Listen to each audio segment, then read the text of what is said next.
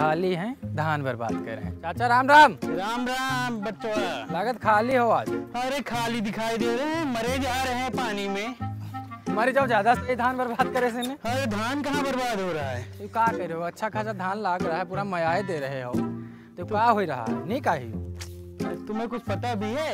Guys, अगर आपको भी नहीं पता है धान कैसे लगाया जाता है तो आज हम इस वीडियो में आपको पूरी जानकारी देंगे, पूरे विस्तार से आपको बताएंगे। और धान लगाने से पहले आपको अपनी नर्सरी तैयार करनी पड़ती है 15 से 20 दिन पहले, और हमारे उत्तर प्रदेश में इसे बेरंग कहा जाता है। आपने जो नर्सरी तैयार की है ये आप कंफर्म कर लें कि ये नर्सरी 20 से 25 दिन के ऊपर की नहीं होनी चाहिए, अन्यथा जब आप 1 महीने के बाद अपनी नर्सरी को लगाते हैं तो आपके खेत में धान की उपज कम होती है।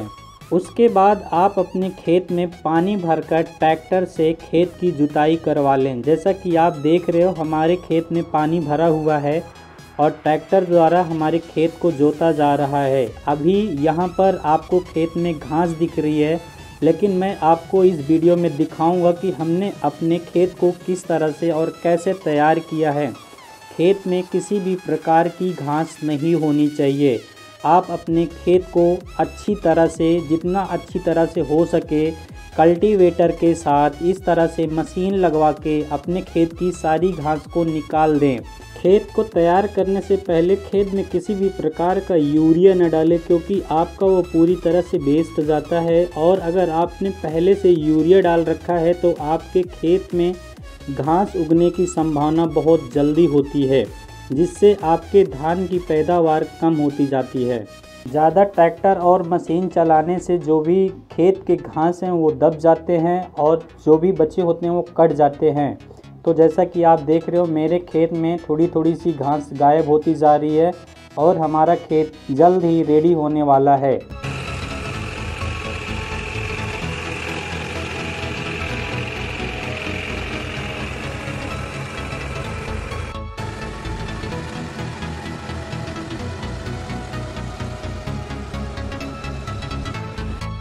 यह खेत पूरी तरह से तैयार हो चुका है और इसमें अब किसी भी प्रकार की घास नहीं दिखाई दे रही है।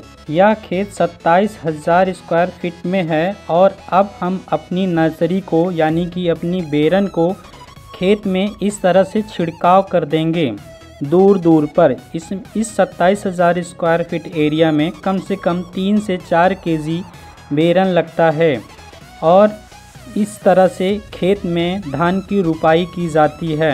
जैसा कि आप देख रहे हो 2 से 3 आदमी इस खेत को लगा रहे हैं और टोटल 10 आदमी इस खेत को लगाए थे। खेत लगने के 15 दिन बाद यह इस तरह से हरा भरा हो जाता है धान। अगर आपके खेत में पानी है तो बहुत ही ज़्यादा यह हरा भरा हो जाएगा और 15 दिन बाद आपको अपने खेत में यूरिया डालने की ज़रूरत है। जैसा कि आप देख रहे हैं धान के बीच में कहीं कहीं घास भी है, तो आपको 15 दिन बाद दवा डालने की ज़रूरत पड़ेगी। जब आप अपने खेत में यूरिया डालना शुरू करें तो यूरिया डालने का मतलब ये होता है कि जिससे जड़ें ज़्यादा मजबूत हो और जो ये पौधे हैं वो ज़्यादा निकल कर खिल कर बाहर निकलें।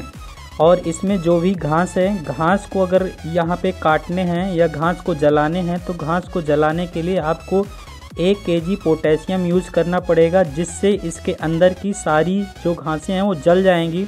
जैसा कि आप हमारे खेत में देख रहे हैं इसमें किसी भी प्रकार की घास नहीं दिख रही है, तो हमने पहले ही डाल रखा है। और इनके जो पौधे हैं देखो कितने मोटे मोटे जड़ों से निकले हैं। इससे ये पता लगता है कि जो आने वाले धान हैं हमारे वो बहुत ही ज़्यादा मोटे और बहुत ही ज़्यादा सुंदर निकल के आएंगे, जिसमें बहुत ज़्यादा उपज होगी।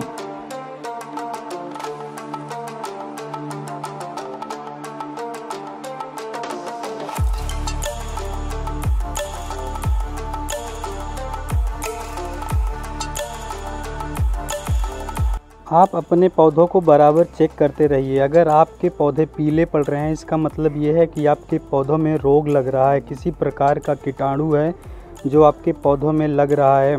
इसके लिए आपको दवा का छिड़काव करना पड़ेगा। और 3 महीने बाद आपका जो धान है वो पूरी तरह से पक जाता है और कटने के लिए तैयार हो जाता है। तो चलिए हम आपको दिखाते हैं अपना खेत। और ये हमारा खेत है जहाँ पर आप देख रहे हैं पूरी तरह से हमारा धान पक चुका है यहाँ के अगल बगल के और भी जितने खेत हैं वो सारे पक चुके हैं और ये अब कटने के लिए तैयार हैं। और यूपी में 3 प्रकार से धान को काटा जाता है। कुछ लोगों को धान के पौधों की ज़रूरत होती है जिसे हमारे यूपी में पैरा कहा जाता है। ये हमारी गैया के चारे के लिए काम आता है।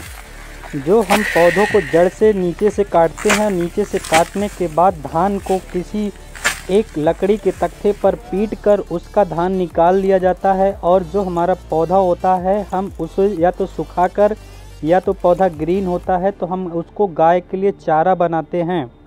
और दूसरी तकनीक ये है कि हम अपने पौधों को एक मशीन से काटते हैं जिसमें सिर्फ एक ही आदमी की ज़रूरत पड़ती है और ये मशीन हमारे 1 बीघे खेत को मतलब 27,000 स्क्वायर फीट एरिया को कम से कम 2 से 3 दिन में काट देगी। तीसरी तकनीक यह मशीन है जिसके थ्रू किसी भी आदमी की ज़रूरत नहीं पड़ती। यह मशीन खुद धान को काटेगी और धान को काटने के बाद एक ट्रॉली में इस तरह से लाकर पलट देगी। इसमें किसी भी आदमी की ज़रूरत नहीं पड़ती।